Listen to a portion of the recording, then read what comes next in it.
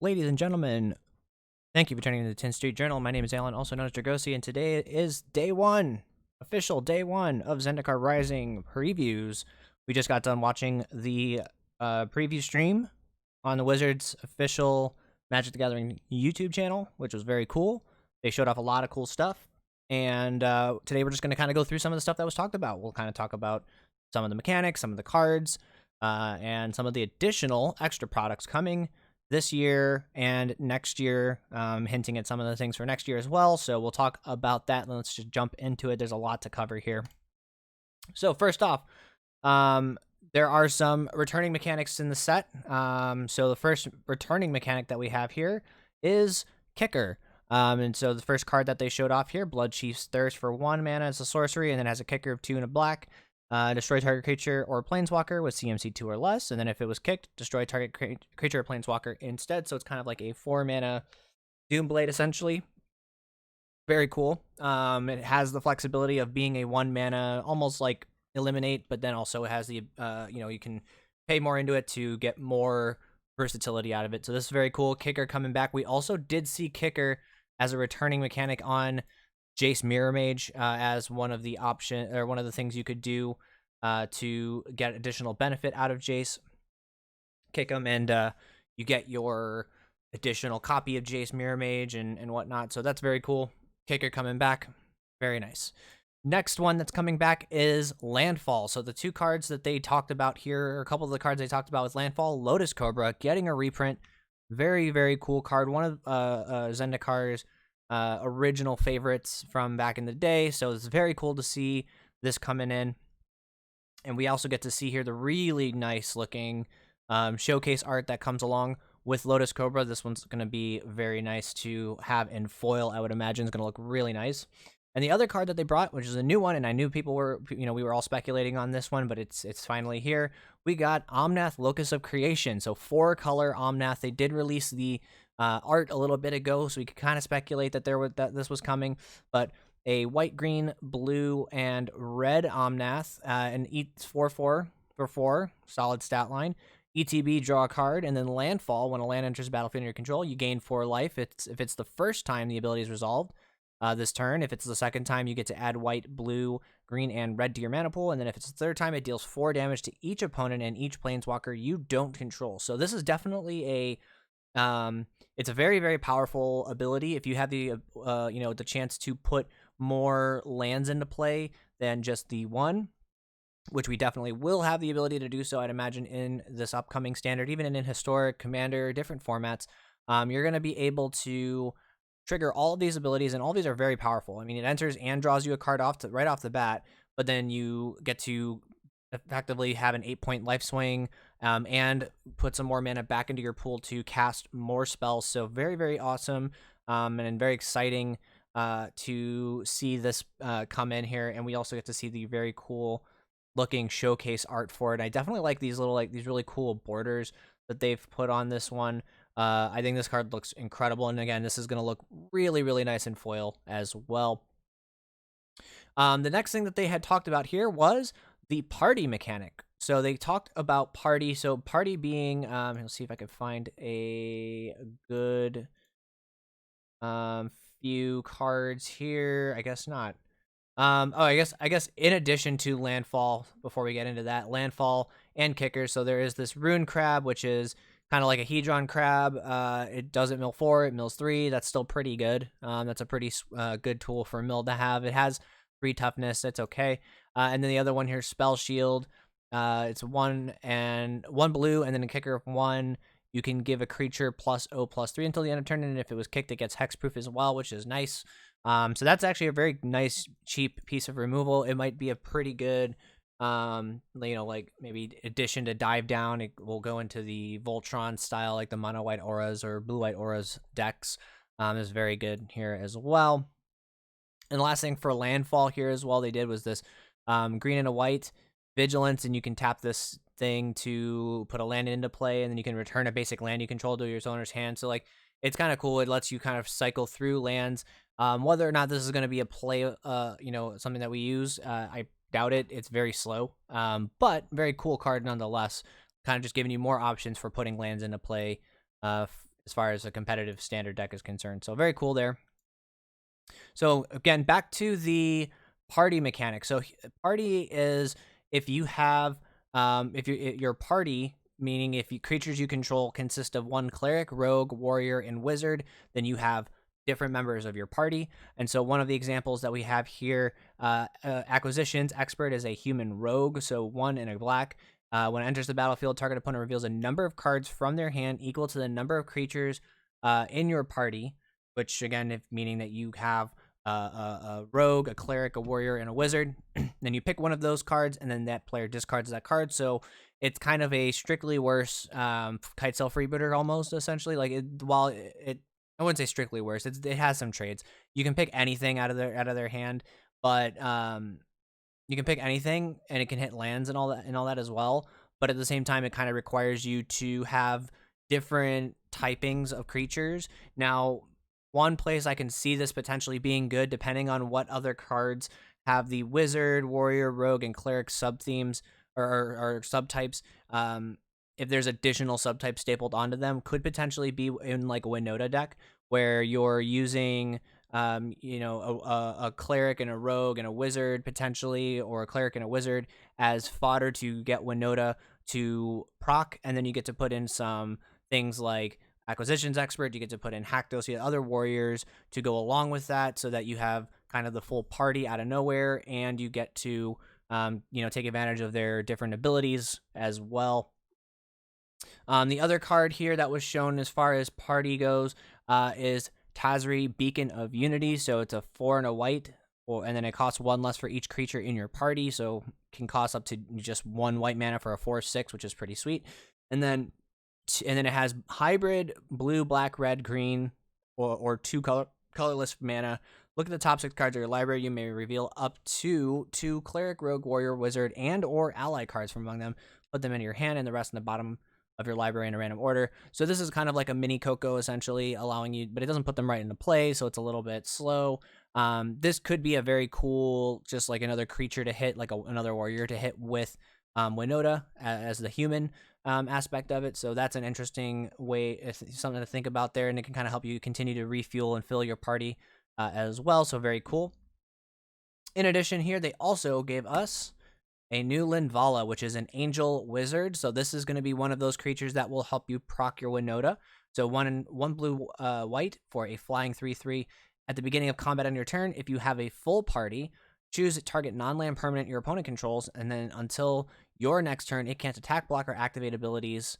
And then you can sacrifice Landfall to give your creatures either hexproof or indestructible, whichever you decide that you want to do. So again, this is going to be something where, again, you're going to look for either collected in historic. You're going to be looking for like collected company. You're going to be looking for, maybe depending on what, how you build your deck, you could be using, again, Winota. You could be using things like, or maybe not in historic, but maybe you're using collected company. You're using potentially militia, bugler, things like that to help you find these creatures and get that full party. I expect this more to be in standard, where you could play this in a Winota style deck, and you're already playing. You have a very, very strong shell kind of already around that. So I see that being a very for at least the first place I would try to fit the party mechanic to happen here.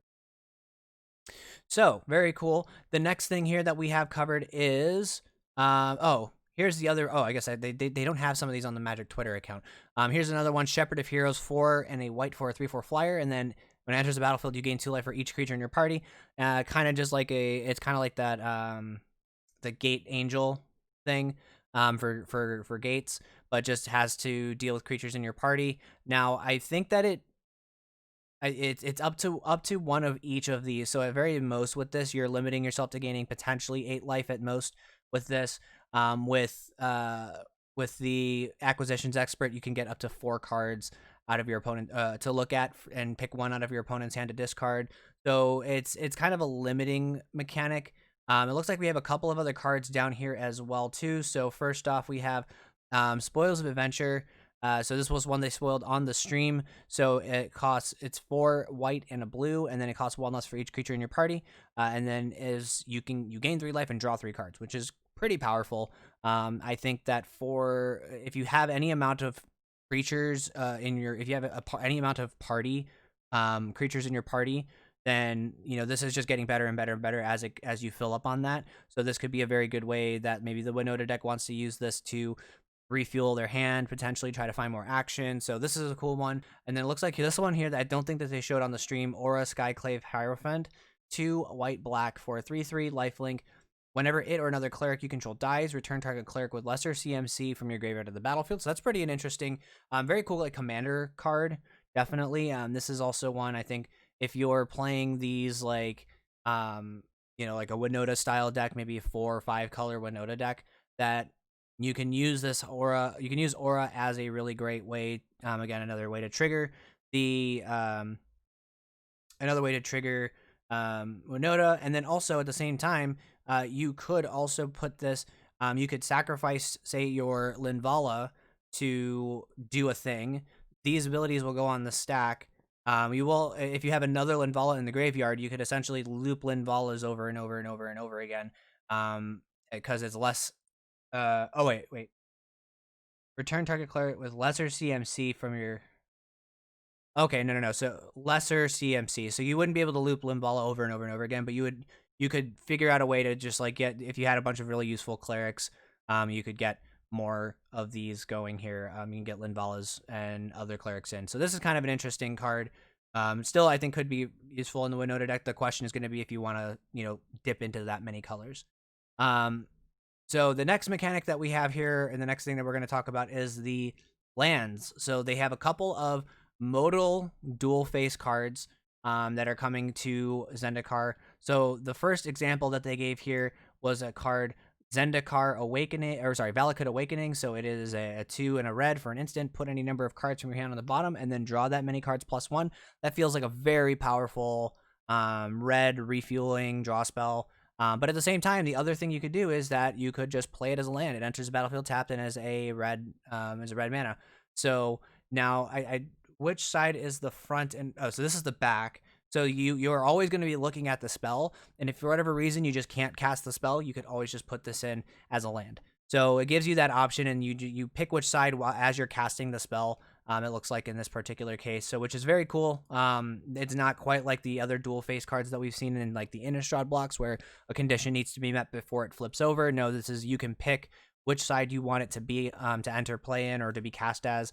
In this case, so very cool new take on cards on lands and the multi-face cards, which were always a favorite.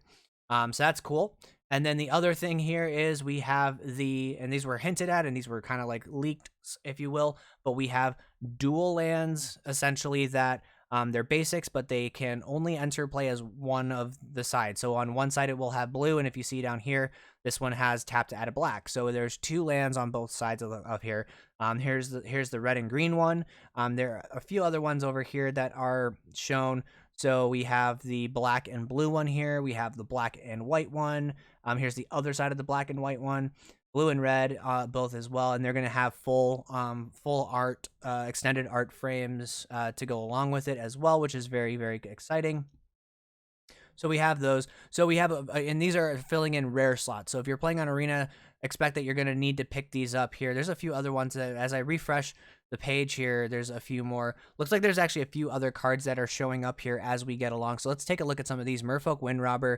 Flying, whenever it deals combat damage to a player, that player mills a card. Then you can sack it to draw a card, and you can activate this only if an opponent has 8 or more cards in their graveyard. 1 mana, 1/1 with flying is a pretty good threat. It's also another rogue. It's a non-human rogue as well, so that can help with playing Winota if you're looking at doing something like that. Here's a couple of other white cards here. Cliffhaven Sellsword, 1 and a black, 1 and a white for a 3/1 vanilla, kind of meh. 2 and a white. Farsight Adept, 2 and a white for a core wizard. When it enters the battlefield, you and target opponent each draw a card, so kind of interesting there. And then here's another one, Zareth San the Trickster, another Merfolk rogue. 3 blue-black for a flash rogue. 2 blue-black, return an unblocked attacking rogue you control to its owner's hand.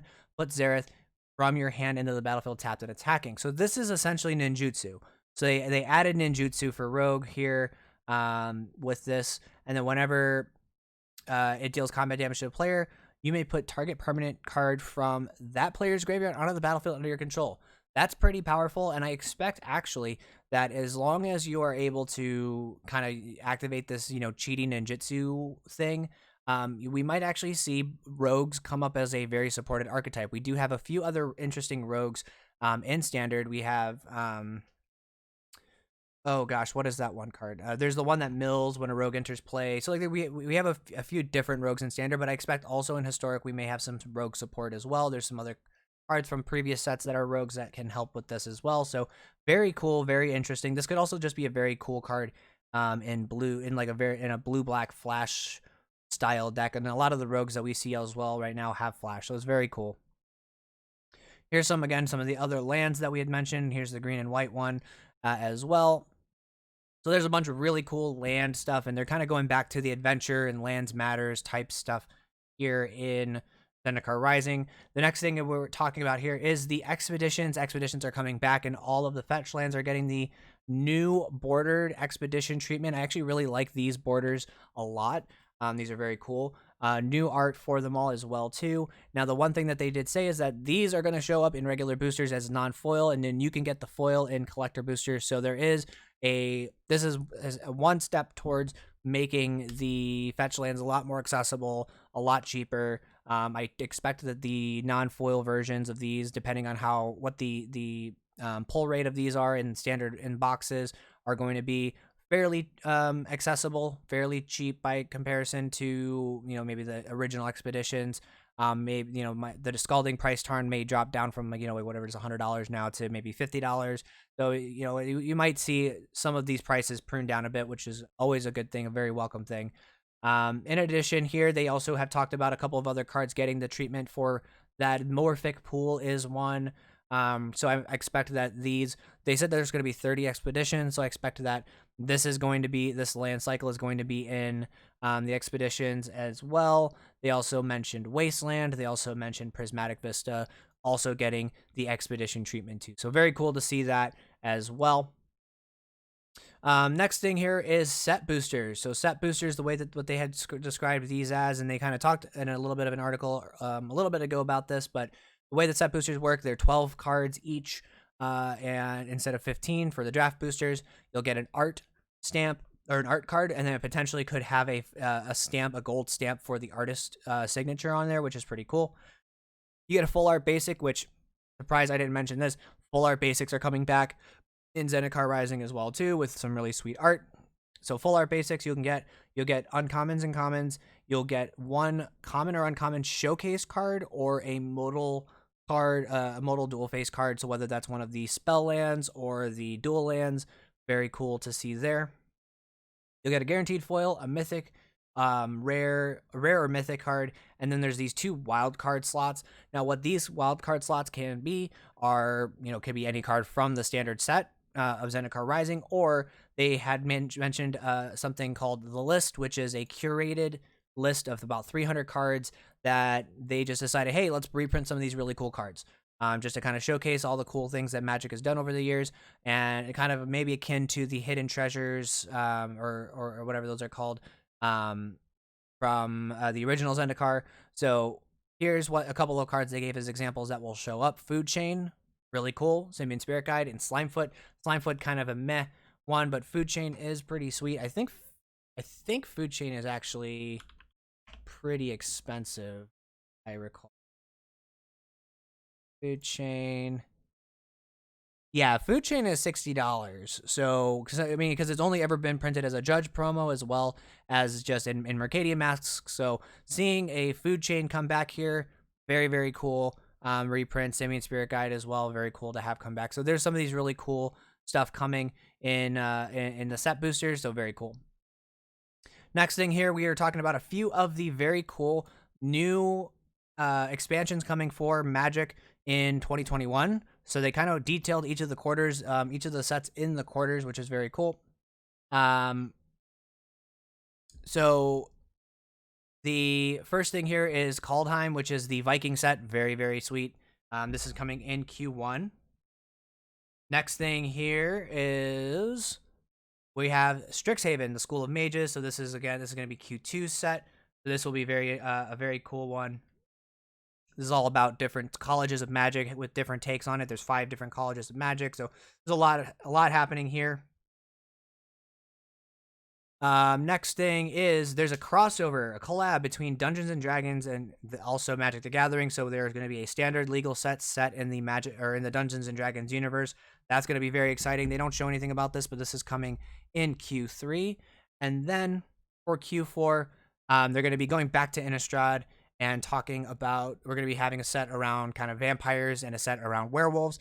And they said they're breaking these down into 2 full standard sets. So there is a block coming here within the next Innistrad set. So very, very cool on this one. And then lastly here, another supplementary set that they're going to be taking on here is Time Spiral Remastered. Gavin Verhazen is the one kind of behind this one and architecting this. So this is very cool. They're going to be redoing and curating the sets of all of Time Spiral block, putting them into a curated set for draft experience. So this is a very cool way for you to get your hands on some of the original Time Spiral cards that you may have missed out on earlier when it was, if you never got to play with it because it's a fairly old set. So that's very cool. So one of the cards that they show here is Chalice of the Void with the new set symbol, but they're going to be putting at least one card in every pack in these kind of in the original borders that they were printed in here in Time Spiral. So very, very cool to see. You get some really cool old looking cards from the Time Spiral Remastered. So that's going to be one to look out for. Now, Modern Horizons 2 is another set that's coming next year. The first one was a very big success for Wizards, so they are going to do another one here. Very cool. And they did confirm that the enemy fetch lands are going to be in here. So another printing of Scalding Tarn, Verdant Catacombs, Marsh Flats, Misty Rainforest, and Arid Mesa. So very, very cool. Getting a lot more accessibility of these. I hope between this, the expeditions and the collector boosters and Modern Horizons 2, the fetch land prices are going to go down quite a bit. So that's very, very cool. Now, next here is if the K-Swiss partnership with Wizards. They did a Jace shoe, which is pretty cool. This is pretty neat. I went to go check to see if I could get my hands on one of these. All sold out already. Unfortunately, this kind of got leaked on Twitter by Dusty a couple days ago or yesterday. So that's kind of cool. But if they decide that they want to do more of these, be sure to look out for them. But this is a very cool looking shoe. They glow in the dark. There's a bunch of very cool Jace art and theme to the shoes as well. Next one here, Yargle Day is in a couple of days here. So September 3rd. Apparently, Yargle is getting art on a secret lair for a bunch of cards. So Swords to Plowshares, Opt is another one. There's a few other cards that they mentioned that are going to get the Yargle secret lair treatment, so be on the lookout for that. And then also Walking Dead secret lair is coming soon as well too. So with assumedly a zombie theme with Walking Dead art. So very, very cool. Here's the timeline 2021 release schedule for what this looks like for the different sets. So Kaldheim, Time Spiral Remastered, Strixhaven in the first half of the year, Dungeons and Dragons Adventures from Forgotten Realms, Modern Horizons 2, and then the Innistrad sets coming in the second half of the year. Now, the other thing that they did mention very briefly at the end, they didn't get too much into it, was that Magic Arena is coming to mobile this year. They teased a small, very short screenshot of it during the stream. Day 9 or Sean Plott showed up on set and kind of like flash his phone and be like, hey, look, I'm playing Magic on mobile. So it's coming soon. Expect that to happen. I'm gonna wager within the next month or two we will see that happening. I'm sure that we will hear more showing up for that very, very shortly here. So in addition, we have Zendikar Rising coming out on September 17th for Magic Arena, the 25th in paper everywhere else. You can get them from your local game stores. Be sure to check some of that stuff out as well. Otherwise, yeah, go ahead, drop me a comment down below. What do you guys think of Zendikar Rising? Did you guys get to check out the preview stream? What are your thoughts and predictions on some of the new cards that could be coming into the set? We know kind of what mechanics are coming. What do you think is coming along in the set? My predictions, I hope that Avenger of Zendikar makes its way in here. I think that would be really, really sweet to see as in addition. I don't know that I want to see necessarily Valakut itself. I don't think we're getting any of the old school non-basic lands from Zendikar to come through, but we can hope. I think it would be really cool. But otherwise, yeah, drop me some comments down below. Make sure you like and subscribe to the 10th Street Journal YouTube channel.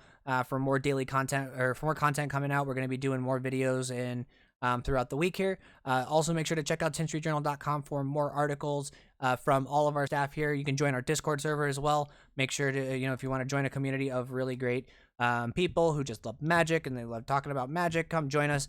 We'd love to have you. Link for that will be down in the description below. Also consider becoming a patron of ours, patreon.com/10streetnews. And then also we are going to be running tournaments as well. Be on the lookout for that. Our first tournaments are actually going to be after minute. Yep, our first tournament is actually going to be after Zendikar releases, literally that weekend on Saturday. So be on the lookout for that. Definitely stop in and come hang out with us. There will be prize support and all that stuff. So definitely check that out. Thank you guys again so much for watching. This is the 10th Street Journal. My name is Alan once again, and we will see you guys in the next video.